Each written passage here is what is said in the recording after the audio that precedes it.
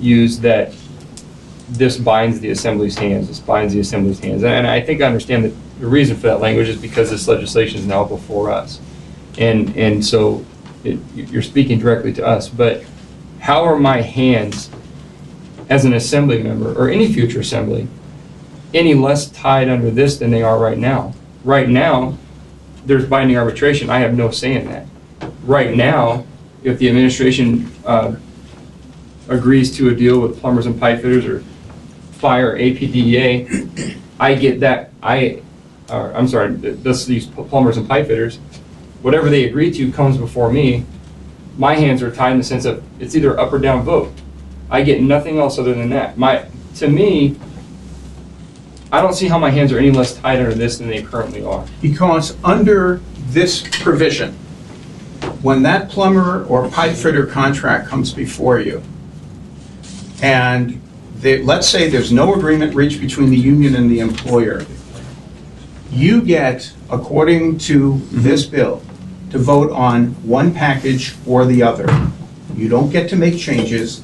Let's say both packages are bad. You don't like either.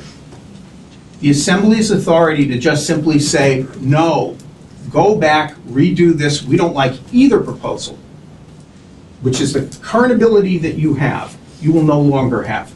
You will have to vote for one provision or the other. That's a huge tying of your hands. Yeah, and I understand that. I guess my comeback to that is that, take plumbers and pipers, for example. We got what was put together by the arbitrator. The Assembly said no. It automatically kicked back to the administration's last best offer. I may not like the administration, and frankly, I didn't like the administration's last best offer. So to me, I still don't see how that's any different, but that's all, Mr. Chairman. Thank you. Thank you, sir. Mr. Gray-Jackson. Thank you, Mr. Chairman. Thank you very much for your presentation. I just have one question, and I'm going to bring this up because I am forever, and for many, many years, I hear my colleagues and other people talk about how much money our employees make and that they're overpaid. But I'm looking at the statement on page 15 that says the municipality's own wage and benefit studies show that municipal employees are paid at or below market levels. And I'd kind of like to hear the administration respond to that comment. Please, today. Thank you, Mr. Chairman. Somebody going to respond from the administration? We're going to actually prepare a response to everything in here, but we need time to look at it and do an analysis of that statement. Right, thank you, Mr. Mayor, but this is a really simple statement, and either the municipality studies have shown that, and I think our employee director would know that right now in this meeting. I think the problem was, Mr. Gray-Jackson, you asked for the answer from the administration. You're asking for the answer from the presenters. No, I'm not. No, I'm not. We'll prepare responses to all Assembly questions. Thank you, Mr. Mayor. You bet. Thank you, Mr. Chairman. Yes. As we always do. Ms. Oceana. One of the frustrations I've had is, what does managed competition mean? And I'm looking at Ms. Johnson because she and I have had many conversations about this, and she's worked real hard to give me her vision. And it does not tally with contracting out in the presentation there. So what I want to do is I want to give my time to Ms. Johnston to talk about her vision of managed competition in rebuttal to the contracting out conversation. So go for it, Jennifer. And as I said to Ms. Osiander, I was disappointed in your presentation on that, and because I'm not sure, and I have to say, I have already sent an amendment to the administration because I feel that the current description in this legislation for managed competition is not really how I see it either. So, I will say, I'll give you that much. I like to look at San Diego, and they have a description, and if I could take a minute to read this, just to, might be helpful. Managed competition provides a structured, transparent process that allows an open and fair comparison of public sector employees and independent contractors in their ability to deliver services to our citizens. This strategy recognizes the high quality and the potential of public sector employees and seeks to tap their creativity, experience, and resourcefulness by giving them the opportunity to structure organization and process in a way similar to best practices in competitive business. And using that description, and I always like to say the visual is what happens, and it's happened many times in the public sector, that the public sector actually has received the contract from the RFP. But in that process, what they have found is they maybe didn't need the 5 layers of administration that stood between them, the guy that fixed the pothole, and the pothole. That being said, I wonder, have you looked at San Diego? Have you looked at the managed competition that's in some federal contracts? Have you looked at, I'm sure, and you're right, the policy, and we are going to have to create a policy, a managed competition policy. And you're right that it may be, and it's not going to be in this because it's more important in the purchasing and how it's structured. But I have to say 5 years ago when I started talking about it, things that I had suggested that maybe would be in a policy ended up in the contracts. So how would someone like me be able to bridge this void, and so that when we're having this discussion of managed competition, how would I have it in the policy here that it wouldn't be used against me, number one, in the negotiated language? I mean, how do I talk about managed competition?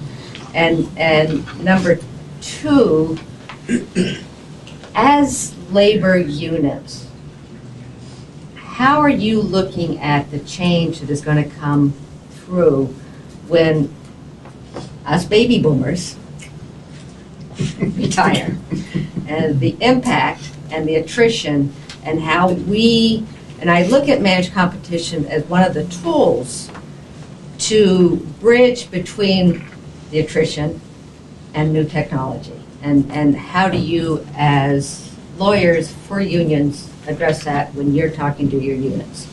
Couple things. First, we haven't looked at any policy because the city hasn't proposed one. So no. And I will be making that amendment. Let me suggest this, Ms. Johnson. You read the aspirational statement that accompanied San Diego's policy. I'm not familiar with it. Why don't you talk with some of your colleagues on the Assembly and see if that's a policy that you think works. This is where I'm light. Do you have staff, or will the city provide you with staff to convert those concepts into a city ordinance?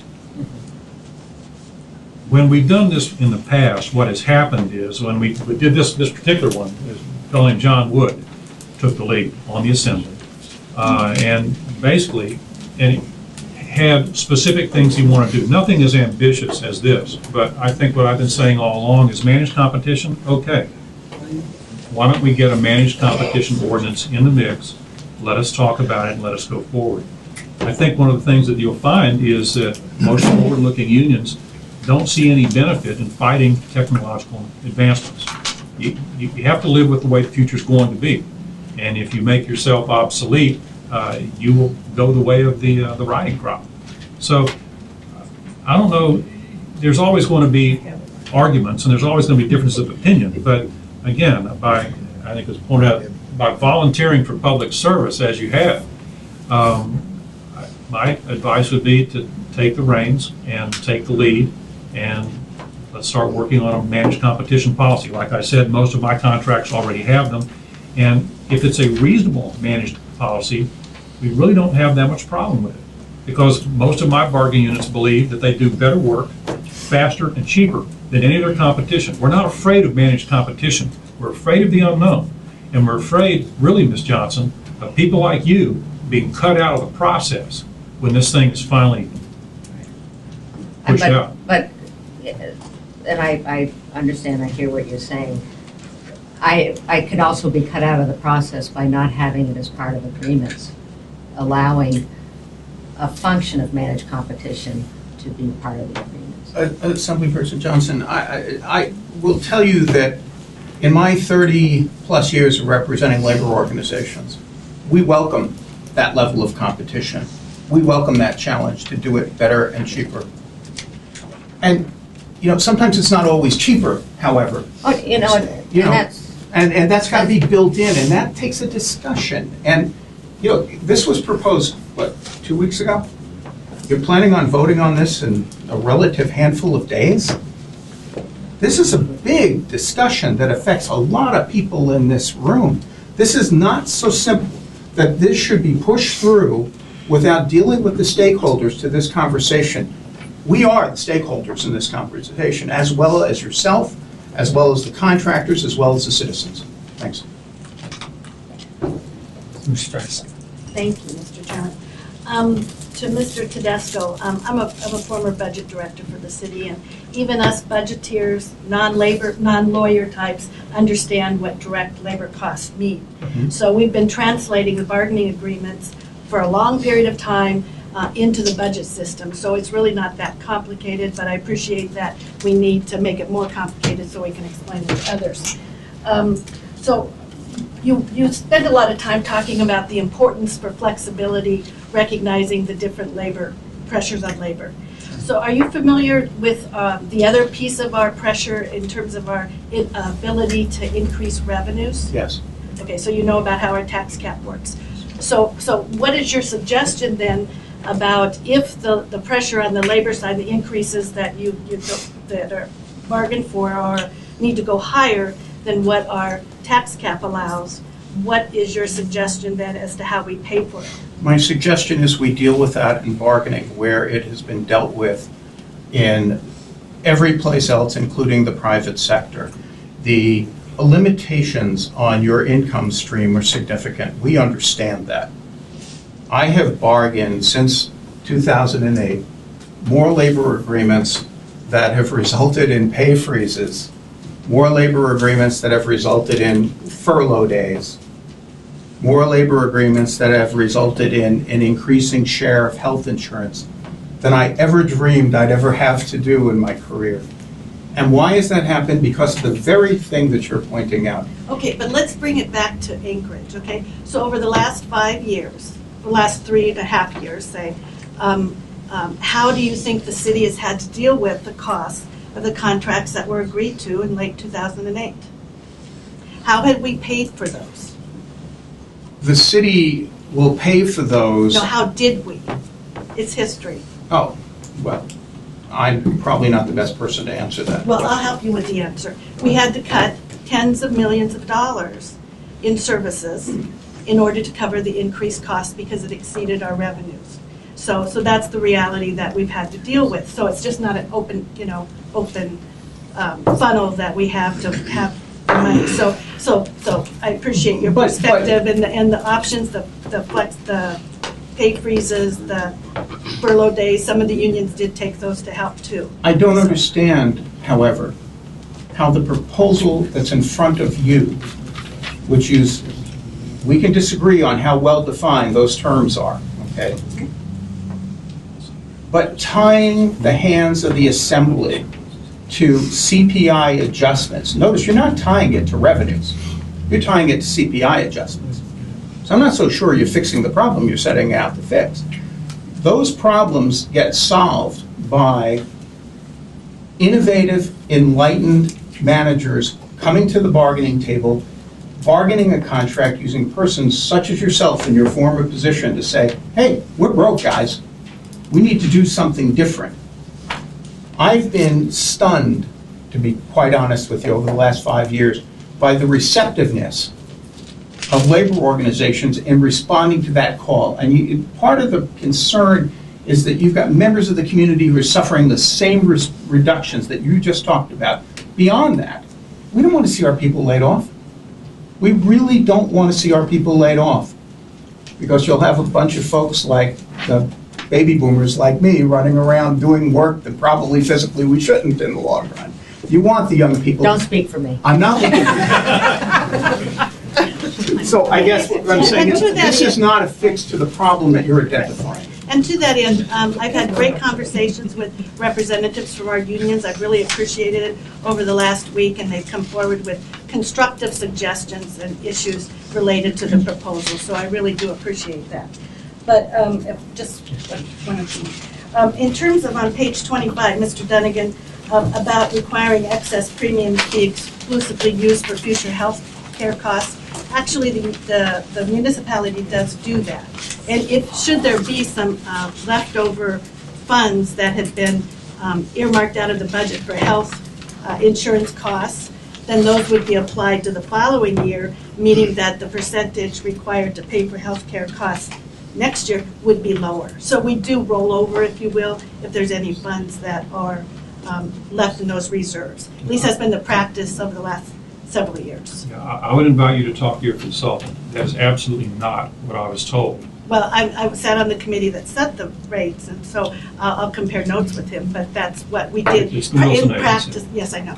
In terms of the practice of budgeting for health benefits and the costs, that is the practice that we use. So I'll check with him. I'd be glad to Well, do from that. what you're saying, there wouldn't be any problem for the assembly to put it into the code to make sure that it was codified and there were no mistakes going forward. Sure, Yeah, it's that's a been good idea. practiced. Yeah. And then you also